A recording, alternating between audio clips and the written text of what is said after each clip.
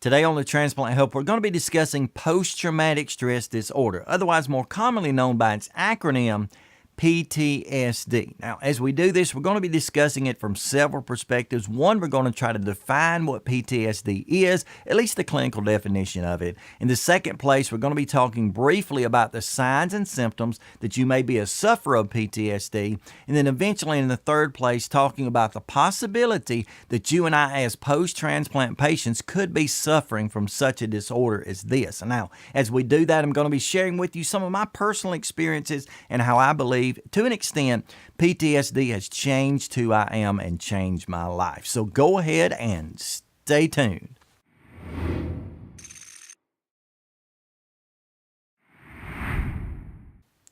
Hey folks, welcome to Transplant Helper again today. My name is Jim Merle, and as I said just a moment ago in the teaser, yes, today we're going to be discussing post-traumatic stress disorder, otherwise known as PTSD. Now, let me kick this off by giving a big disclaimer that most of the time in the news or in the media, you oftentimes see this subject being discussed around two basic groups. One group, on the one hand, are the combat worn, torn veterans. You know, people who've been in places like Afghanistan, Iraq, Vietnam, Korea, any of the world wars, that sort of thing. You oftentimes hear this disorder, if you will, being talked about around them. And there's no doubt that those people can easily suffer from such, even in the post-traumatic stress part of this. There's no doubt about that. Now, on the other hand of this, it's becoming a little bit more prevalent in the media to talk about it concerning women or females, and mainly because of the potential for domestic violence, sexual assault, especially things like rape, other traumatic events that oftentimes happen to men or women, but primarily women,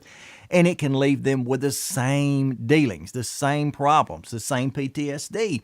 And both of those groups certainly need and deserve our prayers. So let me say in the beginning, because we're going to be talking about later our potential as transplant patients for suffering from PTSD, that in no way takes away the fact that there are other groups who suffer with it more than us, or statistically at least at higher rates. But with that said, let me put up here on the screen what I would call the clinical definition of PTSD, and we'll read it together. Here's what it says. PTSD is an anxiety disorder that develops in a reaction to physical injury or severe mental or emotional distress. Now, that's the clinical definition. In a way, it sounds exactly like the wording itself. PTSD, post-traumatic stress disorder. So I think in a way, this, what you call this stuff, defines pretty well already what it is. But anyway, that's the clinical definition. And yes, it includes reactions to physical,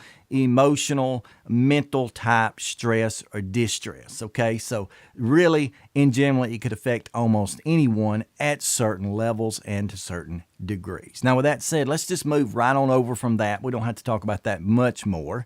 And let's talk about a little bit the signs and symptoms that you may be a sufferer of PTSD. And I'm going to put these up on the screen as we go, so we'll talk about them as we go in that. Number one, pain. Number two, nightmares. Number three, depression, anxiety. Number four, withdrawal. Number five, avoidance. Number six, repression. Number seven, emotional numbing. Number eight, hyperarousal. Number nine, irritability. Number 10, guilt and shame. Now, there are some of those on that list that you can automatically assume are the ones we might notice the most. For example, withdrawal, avoidance, we may see that right off. If we've got a family member who's suddenly withdrawn themselves from us, we may notice that. Someone who is irritable, yeah, we're going to notice that pretty quickly, and that's where those signs oftentimes are most recognizable. And by the way, if you're someone who's around us, who's a family friend, a coworker, whatever, you can help us out a lot by helping us to see those signs. But there are also going to be others, and I'll pop them back up here on the screen. There are going to be others like pain, like nightmares, like the depression, anxiety, which is not easy to hide, but sometimes can be. The repression, if you don't know what we've been through, you wouldn't even have a clue that we're repressing anything. Emotional numbing is the same.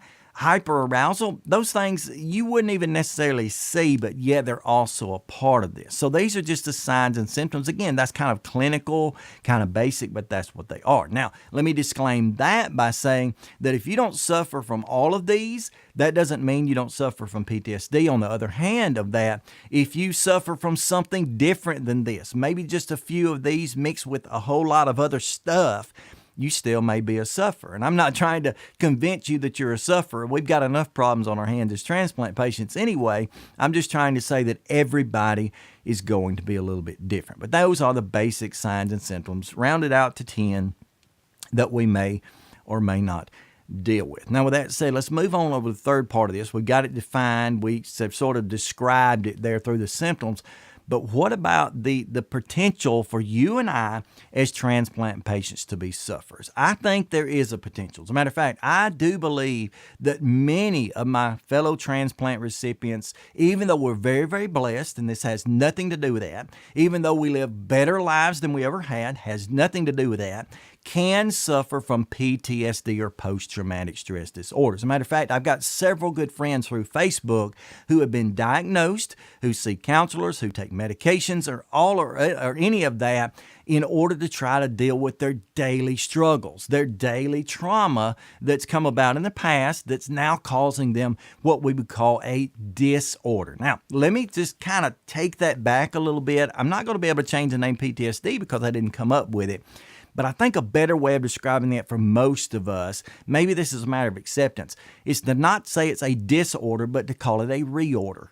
Because what has really happened in our brain because of the traumas of our past, whatever that is, it has not disarranged our brain as in a disorder, like it's just messed up, albeit we feel that way sometimes. It's just been reordered.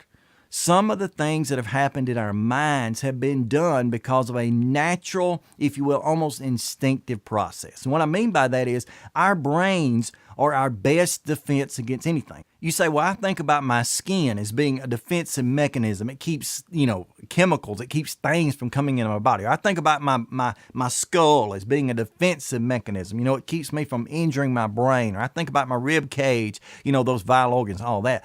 Actually, the best defensive mechanism we have in our lives is our brain, because our brain has that amazing, not even comprehensible to us as human, but that amazing ability to take any situation and to constantly be trying to change, evolve, if you will, and adjust to adapt and deal with those situations. That certainly includes traumatic events. That certainly includes, difficult times. Our brains do all of these things, even the things we named earlier as far as signs and symptoms. It's not doing that to hurt us. It's doing that to protect us, okay? So that's just kind of a part of it. Now, in answering the question a little bit more, I've already mentioned I know people who deal with this. I believe that we can. As far as PTSD and its definition and such, there's no doubt in my mind that when you and I, for example, are awaiting transplant, or maybe have had transplant, maybe just had transplant, there's no doubt that we can deal with this. I'll just give you a few examples. You back up in my life 5, 6 years ago, pre-transplant days, and even post-transplant to an extent. I can remember the number of nights and days I spent in either HTICU, which for us is heart transplant intensive care, or CICU, cardiac intensive care, when I spent nights and nights in those two units, and I saw people dealing with terrible things. Not only was I dealing with my own problems, not only were the doctors walking in my room on a regular basis and saying, Jim, you've got 6 months to live. You got 3 months to live. You got a month to live. You got a week to live. Of course they didn't know, but they were telling me that. Not only was I dealing with my own problems, but I was dealing, in a sense, with the problems of others. And believe it or not, PTSD can come about not just by being a part of a traumatic experience, but by witnessing a traumatic experience as well. I can remember, for example, right after my heart transplant, I was taken over to CICU, the critical care cardiac unit, taken over there, laid in a bed for several days, and I can remember people around me dying. I can remember the man just over the curtain. There were only curtains separating our beds. The man just over the curtain who had just had a transplant, just like me, who was dealing with the same thing I was, who in one night crashed 4 times. And the last of those times, as I'm hearing all the alarms, I'm hearing all the panic, I'm hearing all the work, I'm hearing the shock, from the defibrillators. Finally, I hear the doctor look at the clock and call his time of death. That's traumatic, because I'm laying over here in the bed thinking, look what just happened to this guy, and I'm in the same place. Traumatic. And every one of our situations are different. How long you waited on your organ, how long it took you to recover with your organ, how sick you got, how well you did. All of those variables come in and can cause us tremendous, tremendous trauma. Now, you say, well, wait a minute. Then if I'm going to suffer with PTSD, it's going to be happening immediately. It's going to be anxiety. It's going to be, a panic attacks. It's going to be all these other things, and that'll happen immediately. No. Typically speaking, you do your own research on this. Google is wide open. YouTube is wide open, by the way. I'll put some videos at the end you can watch and such. But PTSD is not just something we suffer with in the immediate time. It can come months, even years down the road. You get out of transplant, you make it through the recovery, you're doing well, you're back up, you're walking, you're making all the progress the doctors want you to make, you're healing, you feel pretty good about it, you're thankful for your new life, and then 6 months, a year from now, you start having some of these symptoms. You start having nightmares, you start having depressive times, you start withdrawing, you start avoiding people, all that. You begin to suffer with PTSD as a result from your past. You see, it's post. It comes after. And so, yeah, it's possible. Now, as far as me personally, I'm not going to claim at all that I suffer with a severe form of PTSD. I don't believe I do. As a matter of fact, if you name these symptoms like I did, these 10 clinical symptoms, I don't even suffer with all of them. But I think the ones that I do make an impact. Yes, I'll admit I suffer at times with anxiety and depression. As blessed as I am, as happy as I am, especially as happy as I am when I'm sitting in front of this camera making these videos, a lot of times I'm just doom and gloom. A lot of times I'm just that guy that doesn't want to be bothered. Withdrawal is a big one for me. I just don't want to be around people anymore. And I used to not be that way. I used to enjoy friends and families and, going to church and all of that. And I still do what I have to do. But at the same time, I don't like people more times than not. I just want to be separated. Irritability. No doubt, no argument. We blame the steroids. They're part of it. I've already had so many videos on that. We blame that prednisone. We blame other medications. Certainly a part of that. We blame the fact that we don't feel well. We blame the fact that we're tired. We blame the fact that we're hungry. All of that. Blood sugar spikes all can cause irritability. But so can PTSD.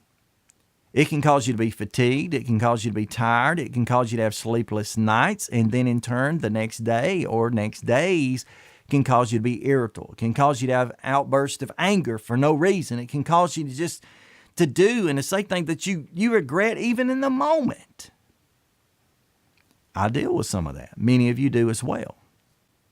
Now, that said, what's my actual problem? What's my biggest problem? And this is one that just the other day, one of my heroes mentioned it on Facebook. I'm not going to call her name, but many of you saw the same post that I did, and thank you for doing this. By the way, my biggest problem I think PTSD sufferer, and I've not been to the doctor, I'm not seeing a counselor, I'm not taking any specific medication for it or anything, but my biggest problem is kind of like withdrawal, but it's more of a disconnect. And I mean by that, I have, without wanting to, and without even knowing that I have found a way in my mind, I think, to disconnect from so many people I care about, from friends to begin with, and now family members. I'm blessed. I still have both parents alive. I still, obviously my wife, my children, cousins. I've got all sorts of people around me that I at times have been very, very close with. At times I've spent a lot of time with and still to this day love them to pieces. But at the same time, I found a disconnect where there are just times, not always all day, but moments where, I look at them and I know deep down inside there's a care, there's a concern, there's a mutualness, a compassion for that person, but deep down inside, I just don't see that. It's like I'm on one side of the room and they're way on the other, and we may be sitting beside each other, in a situation, but I just feel disconnected. And that's hard because when you love your spouse, when you love your children, when you love your parents, when you love these people, you don't want to seem disconnected. You don't want to be around them on the days when you feel that. You don't want to have to deal with them on the days when you're suffering with that. And for me, it's just silence. I'll be in the room with anybody and everybody. I'm just quiet. You speak, I don't speak back. You do this, I don't respond. It's kind of just me dealing with, I guess, some of the things I've been with. The trauma of transplant, the trauma of facing death and thinking that death was imminent. By the way, we're all terminal to an extent. The statistics prove that 1 in 1 will die. But just having to face that, having to deal with that at any point in our lives, for whatever reason, can cause these things to happen. So for me, it's disconnect, which is the same maybe as avoidance and withdrawal, maybe rolling a ball, but whatever. Here's what I want you to do today. If you are suffering or even think that you might be suffering with any kind of anxiety, any kind of post-traumatic stress disorder, PTSD, how about start a discussion about it in the comments below? What I've said today, I'm sure has not helped very many, probably hasn't done a whole lot, but at the same time, go ahead and start talking below. What the discussions that come beneath these videos are the real discussions. That's where the meat comes in. That's where I learn. That's where you learn. That's where we connect. That's where we have a camaraderie. And I think this is an area where there's oftentimes a lot of shame, a lot of not wanting to admit, a lot of not wanting to discuss, but it's time to do that. It's time to talk about it. So you can do that in the comments below. If you'd like to just talk with me one-on-one, I'd love to speak with you. You can shoot me an email at jim@thetransplanthelper.com. You can go over to my Facebook page, find that private message button, send me a message, whatever, reach out, or just get to talking amongst yourself. I just wanted to see the discussion come up, and I just want to see you help each other deal with this. And with that said, we'll probably have a few more programs on this. Hopefully, I'll be able to get with some of you, and maybe we'll have a discussion, a get-together where we'll talk about this more openly, me and another person or me and a group of people, and maybe we can publish that and try to help more and more people. With that said, if this video has helped you out in any way at all, how about please go ahead and like this video, give me a thumbs up. Not that you're thumbing up PTSD necessarily, but just give me a thumbs up to let me know, yeah, this video it is helpful or will be helpful, or I think the discussion will be. Thumbs up, let me know about that. If not, give me a thumbs down. I'm okay with that too. If you don't want to talk about this subject, give me a thumbs down. I'll know it. And then especially, I'll remind you, comment below these videos. While you're there commenting, go ahead and hit that big subscribe button, maybe even the bell notification off beside that. And hopefully I can continue to provide you with content which I hope will help to advocate, educate, and motivate you as a transplant patient. And yeah, let's just help each other out. Let's help each other make it through this life. But until we discuss things on next time, please, friends, stay stronger.